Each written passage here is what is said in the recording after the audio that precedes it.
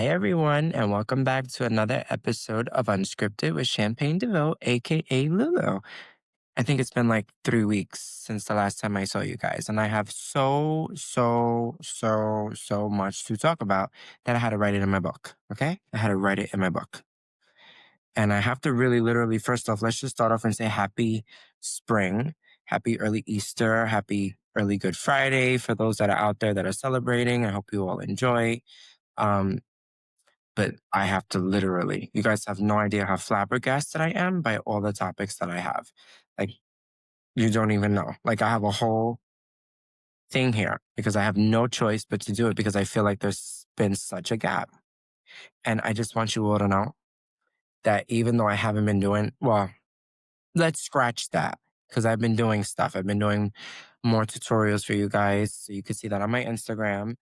I've been doing a lot more kind of just focusing on going out into Miami, networking, getting everybody all together. It's been like, forget it. The month of February into March, I was booked. I mean, you guys could go in and listen to all the old episodes. I mean, I've had red carpets, I've had events, I've done this, done that. It's just been pure insanity.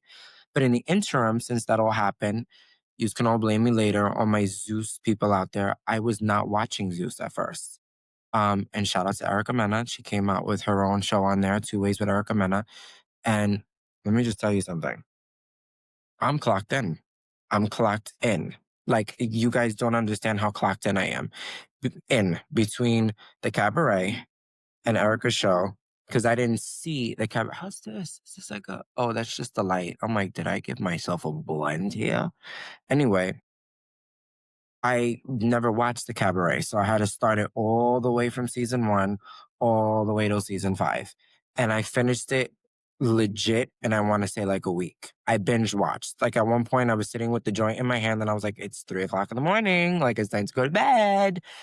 And then Erica's show premiered. And let me tell you guys, if you have not seen it, I mean, I'm sure you all know both of them. That they did Love and Hip Hop. Jocelyn was Love and Hip Hop Atlanta, and Erica started off in New York. But I could just tell you that if you knew them from that show and had your own takes on it, you're gonna have a whole different take when you go and you watch that show. Pure. I don't even want to use the word insanity. It's just got so much drama. It's so unfiltered, and for someone who has seen the ins and the outs of the industry through the lens of the camera, I know that it's authentic. You know, a lot of people have their own takes and whatever. I'm telling you, it's authentic. Pay this $5 or $6 a month and go watch it because it's worth it. And don't forget too, because I just wrote it down and everything's in backwards order. Jason Lee came out with his own talk show. He's had, off the top of my head, I know Raven Simone was there. Um, Jennifer, I cannot remember her name right now. She was in A Preacher's Wife. She was on there. He has like 6 episodes in, and it's great. So everybody that's in the LGBTQI community supports because it's really important these days to really support our community and the amount of people that have talk shows and our podcasts, whatever you want to call them, because it's really hard to take your show from, I don't know, something basic. And I don't even want to use the word basic because my show isn't far from that. But to take something from the dynamic of this and take it to something even bigger and bigger and bigger, from that point, it just doesn't stop. And I wish him success because those are juicy interviews. And I kind of like the idea that nothing on the network, you could tell, like, especially if you're someone like me who I have my show and I have the interview skills, it kind of like sits with me at times where I'm like, you know, how natural it is and how they just let it run. There's no lagging. They let it run. They have a gazillion questions. It's just it's just people conversating or conversing, I should say. And it was just really like really nice to watch. There's nobody right now on daytime like that. I said it, I think in my first season, and I know RuPaul got his own, but I can't give you a list. Like if somebody said, "Hey, who's somebody that you look up to that's in talk show or daytime television?" I can't think of a man unless it's like nighttime. You know, when I think of talk show hosts, and they're men. I think of Jimmy Fallon. I think of Seth Meyers. I mean, I used to work at NBC, so all SNL. I think of like a lot of, I mean, I know they switch back and forth, but primarily those are the men I think of at late night, or like the way back then. You're talking like maybe Jay Leno. But when I think of daytime today, I think of uh and nobody out there kill me. I love Jennifer Hudson, but I don't really, her talk show, unless it's somebody I like, she just doesn't gravitate me. But I do love Drew Barrymore. Use all could bite, because I know you guys, I've read not through my fans, but I see like a lot online, like they don't like the whole touching and her being close. And for me, I actually like that, because I feel like that's how you get personal with somebody. Like sometimes you maybe in that field, maybe you don't know them and you're looking to create something. Maybe it's a friendship, or maybe it's just some kind of kinship with each other. So I don't see anything wrong with that. She's the first person that I've seen on daytime that actually does that in a good way, and it doesn't come off. If you can get Martha Stewart to give you a hug, knowing the way that she's perceived in tabloids, then you're a great talk show host. Um, my God, Sherry. I love Sherry. I never watched Kelly.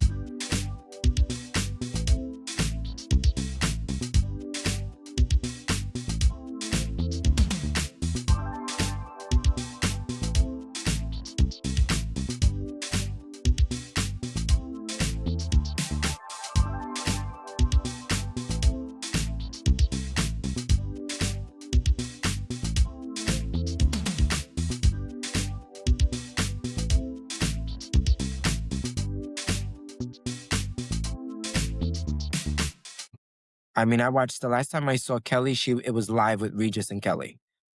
She never really got me. And oh no, that's a lie. I did watch when she had Michael Strahan with her, and it was pretty good, but they never really got me. Um, Tamron Hall, I watch once in a while, but I used to work with her too. So like, unless she has somebody I really like, I don't watch it. And I'd have to say who's really good, who I hope they don't get rid of, or that she doesn't quit and leave, is Kelly Clarkson. Kelly Clarkson's show is really good. She has great guests. She's in the heart of the city. She always has something to talk about. I mean, she performs. She gives you like as if you're, in a sense, like as if you're in a live concert. Like she gives you like a 15-minute performance. She sits down with the best people. It's something to take in. But the moral of the story is, if I had to list a guy, I don't have any. So make sure you go and you support, especially when you're in our community, because these days everybody has something to say and whatever. Nowadays, you need more love than you do hate, in my opinion. But now that we're on that topic, I have not discussed this. I remember without even looking at the paper.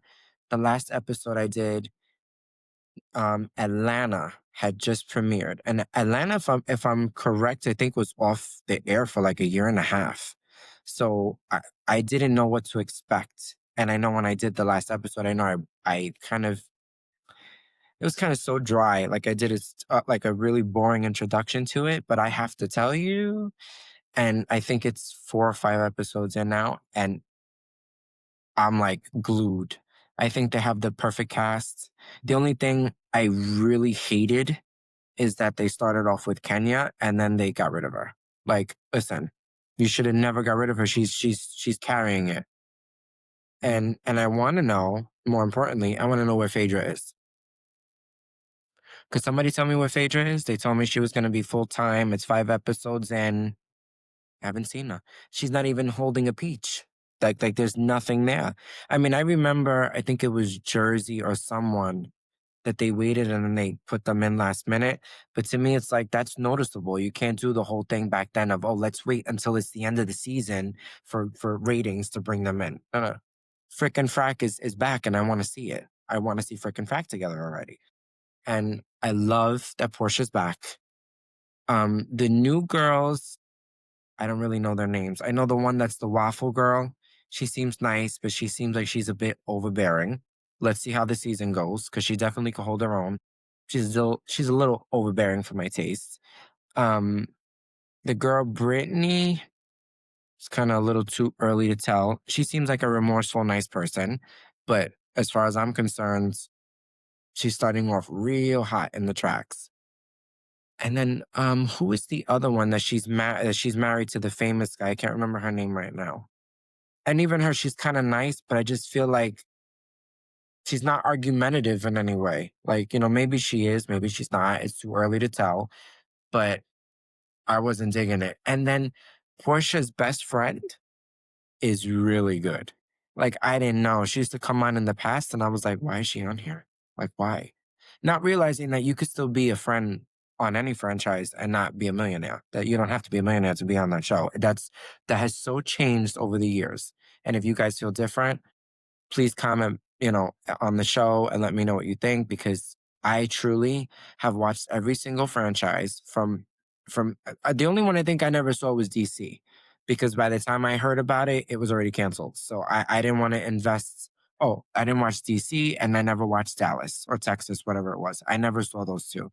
But every single other franchise I saw. And I could tell you, like, I know that the glitz and the glamour is not the same. It used to be like that. I would say Jersey, Beverly Hills always had it. Orange County always had it. But I just find like they're going more for like like the bad guy, like the one that's going to bring the juice, as opposed to what what 80% of the show really is, which is I want to see you in expensive stuff. Like Beverly Hills, switching over to Beverly now. Beverly Hills was great. And the reunion was like, I mean, drop the phone. That's how crazy it was. Like you get like crazy. And I love that Jennifer Tilly is a part of it. Because I did not know that her husband that passed away was the Simpsons creator. So she got not only a piece of that, so that means exactly like she said, the Chucky money is just the chump change. But to see her there with a $36,000 bag was something that I was like, break me off a piece. But you need that in those shows. Like I feel like you need a Kathy Hilton, you need a Jennifer Tilly, you need a Kyle Richards. I don't think the show would do well. You need a Dorit, um, or not for nothing, even the newbie, Bose. Because the last time, by the way, I'm so sorry, Bose. I said her name Boz, like as if she was Bosley from fucking Charlie's Angels, which is not true. But she is a fabulous rendition to the show. I actually enjoy her more than I have Garcelle. And I love Garcelle. I think all of them are pretty good. They all bring a piece to the table. But I just, this season, I could not plant myself away from everything that was going on, because it was just like a torch being thrown into the fire every single episode. Like it was just so crazy. But every single girl bought it. And my point in saying that is the season before it, it was all based on Kyle. And it was a little bit slow. Just like the whole thing that happened with Erica Jane, who I love Erica Jane too. She's had her redemption season. But after a while, it becomes like, who's going to become the antagonist? And it's like, I don't want to watch Beverly Hills to see who's the antagonist. I want to know who's spending the fazools, and I want to know who's got the real expensive china. Like, I want to know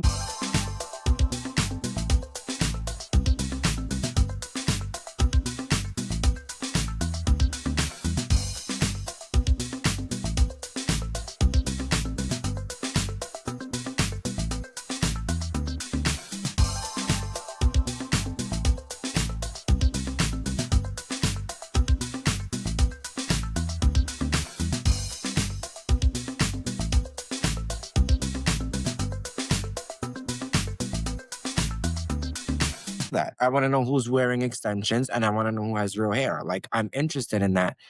When all those shows first started, that was their authenticity.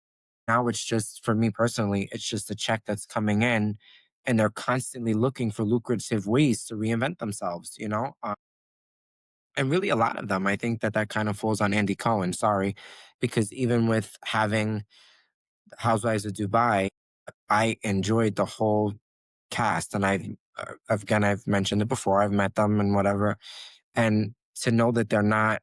Well, they said they're on pause. To me, pause is canceled. So if you're on pause, that means there's no season three. And I don't understand how there's no season three of Housewives of Dubai. I don't understand that. Just like Jersey's been on pause ever since last year. I think it was like right after the summer. And all I keep saying to myself is Andy, just make a decision. People can go and come back. Like, what are we going to do? Wait for Teresa and Melissa to fall into a pit with each other? At this point, either, in my opinion, and I know both of them and I like both of them, but, and no offense to Melissa, but like Teresa started the show. I don't listen. I'm that person that the show is not made about the husbands. Like, does it become a little bit of a shit show because you involve the husbands? Yes. But if we're gonna make it very totally clear, the show is not about her husband and it's not about Joe Gorga either. So to me, it's like you kind of have to take it a little bit.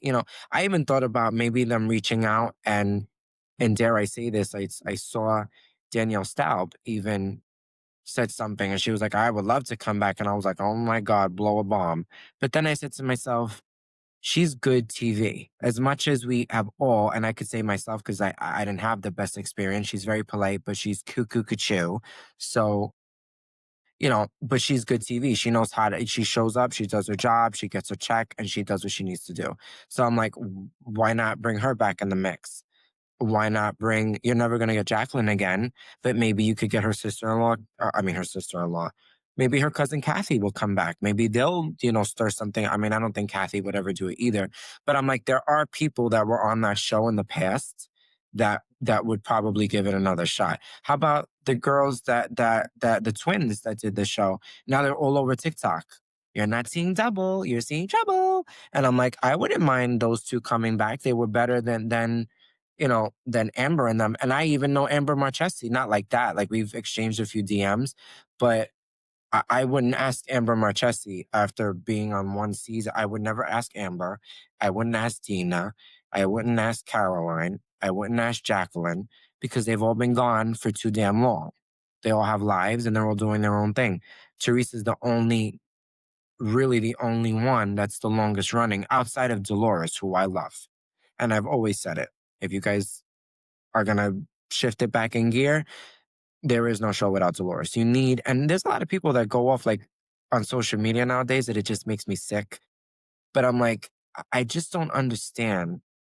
Like, I really don't. Like, at the end of the day, I just don't understand how people get on social media and wreck. Like, at the end of the day, everybody, there's no right or wrong answer for anything. Like, I mean, in certain cases, yes. But like for an example, like, and you guys could tell me I don't really care. This wasn't even planned on it. It was like a post of Erica Badu, who I love, who is a phenomenal performer. Okay. And I was watching her, I believe it was the billboards. And I turned and she lifted her arms and I saw armpit hair. And I was like, oh my God. And I got destroyed on social media. Oh, it got turned into what for a comment. All I said was she should shave her armpits. I have three sisters. No sister I know it or any woman I know that's in my life, it's okay if you have a little bit, but like when you have enough to take out and start creating your own weave, I think it's time to trim it. That's my opinion. I think Wendy Williams would even agree.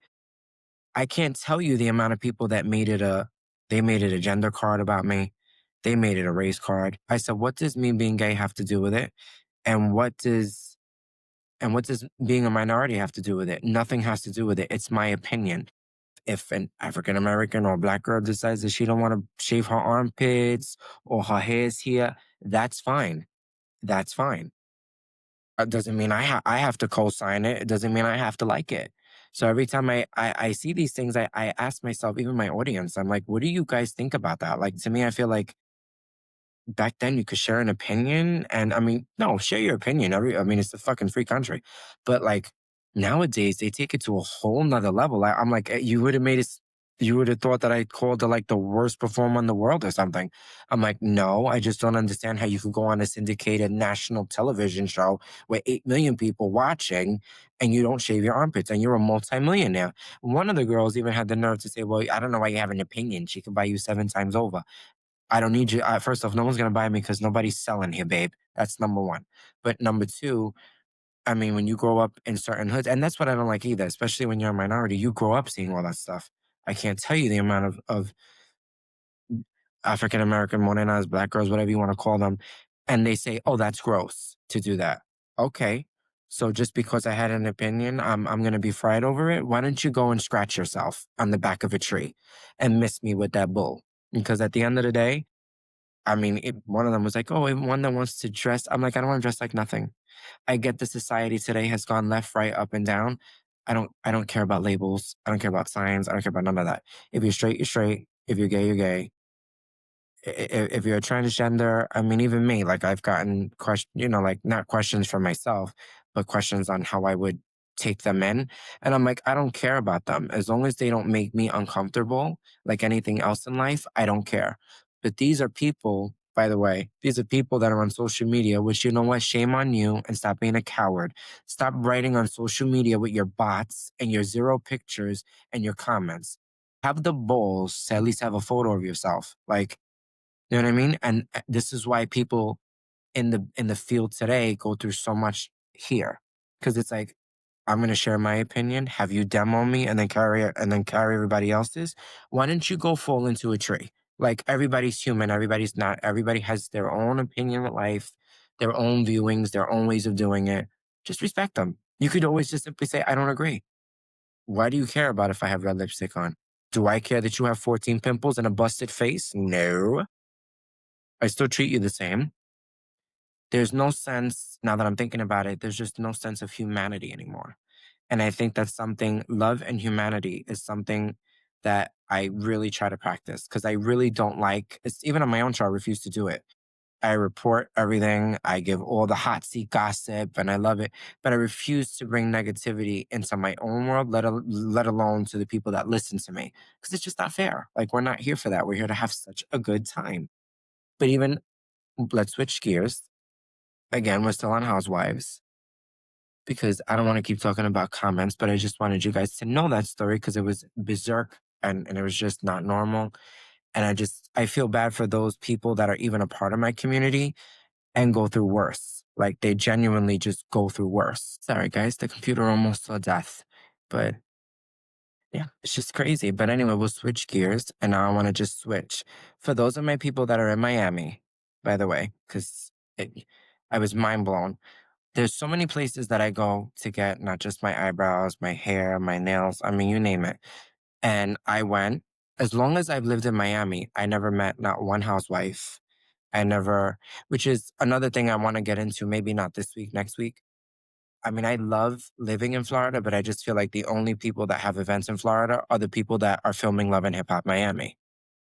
I mean, and if it's not something like, like maybe private or personal, these people are doing things for Bravo TV. Like, listen, I'm not giving Bravo TV $2,000 to go meet a bunch of housewives when I've met them. I mean, I've only been in the industry 15 years. I'm not going to go give Bravo just so I could get a picture, you know?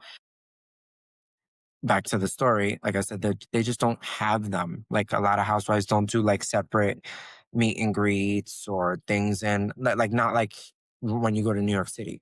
New York City, everywhere, everyone, everybody, every show. They're going to Rhode Island, they're going here, they're going there, or even in their own town. They have a lot of events in their town.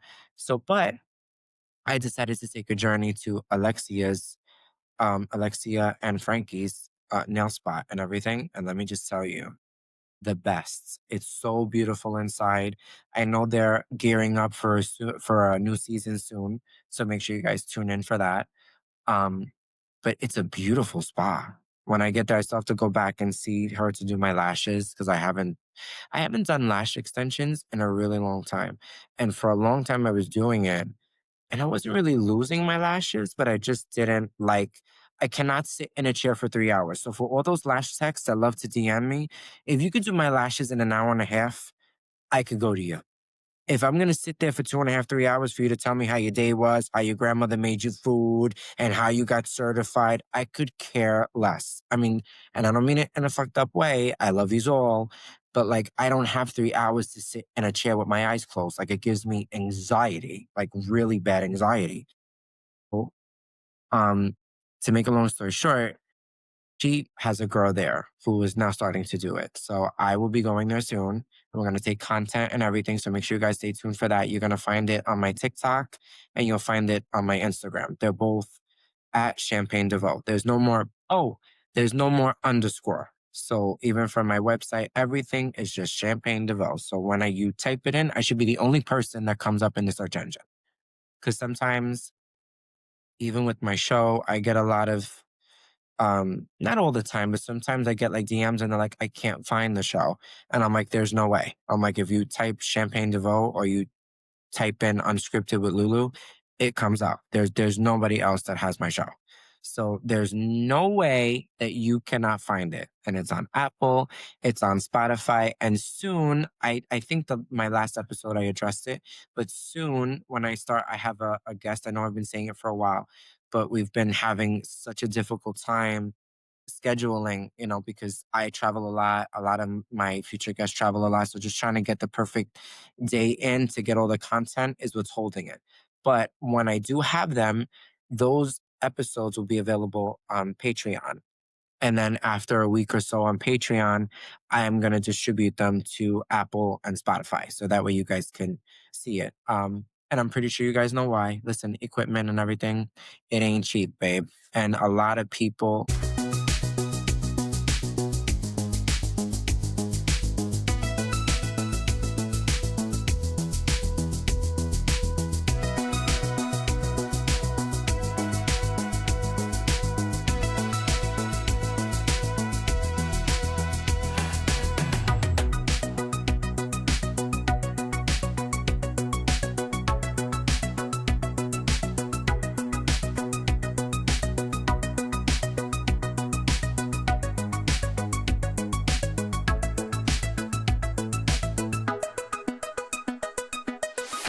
um, that I've heard have recommended it to me. So I thought it would be a great idea. And it also gives the guests that I have, who some of them are celebrities, and it gives them the chance to, to not only to connect with me, but it gives my audience the chance to not only connect with me, but they can also connect with the person I have on.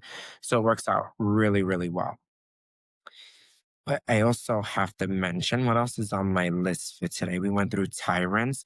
Oh, this is my last thing for today, almost. A lot of you guys have constantly DM'd me and asked me, which I really appreciate, but I have so much work to do.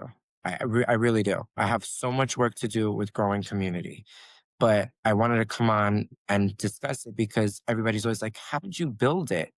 And to be honest, building your social media is not that hard. You just have to be super authentic, can't bullshit nobody, give them a laugh every now and be consistent. You know what I mean?